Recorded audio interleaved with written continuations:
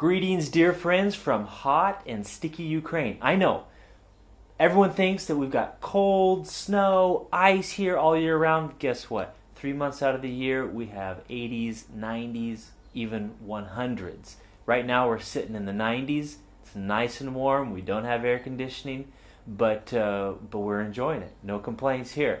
This is where God has called us to serve Him.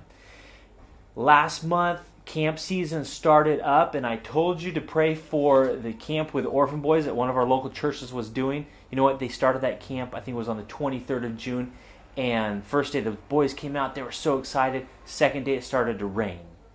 Third day, rain and wind.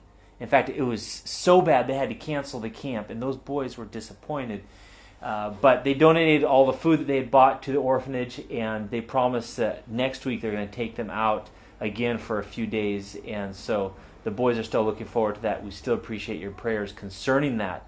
And also pray because recently the Ukrainian government has been really closing the door to minister in orphanages and assisted livings. And one of the churches that we work with has a great ministry in a number of orphanages as well as assisted living right here in Odessa. That's for old people and for handicapped people. Pray that God would keep that avenue open for the gospel.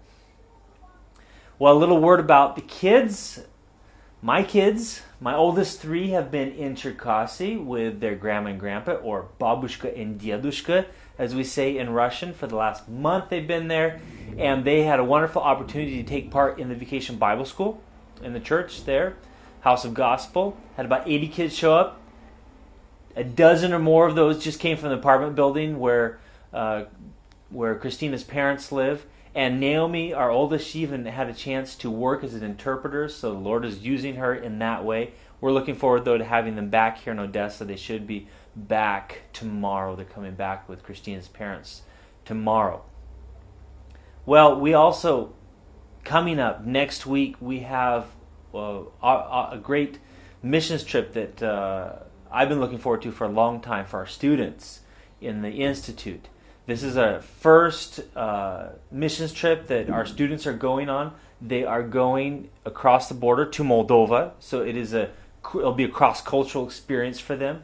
They're going to be about 10 days there in Moldova. They are working with some Moldovan churches, and they're going to be doing evangelisms throughout the village. And then as they finish up that trip, they're going to be coming down the river in rafts, the Dniester River, and stopping and doing evangelism in villages along the way. So pray for this group of students. This is the group that took the missions course earlier this year, back in February, as a prerequisite for this missions trip.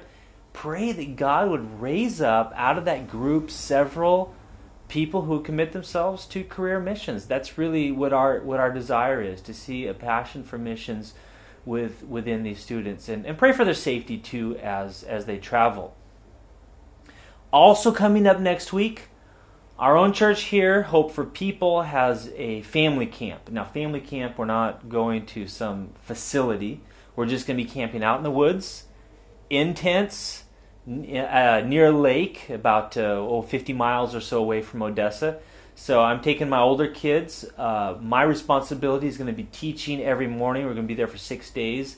So I'm going to be doing the Bible lesson every morning. I really appreciate your prayers as I prepare for that and as I teach those Bible lessons. But this is really an evangelistic opportunity because a number of the families that are coming along are unchurched, unbelieving families. And we are praying that God will use this to work in their hearts.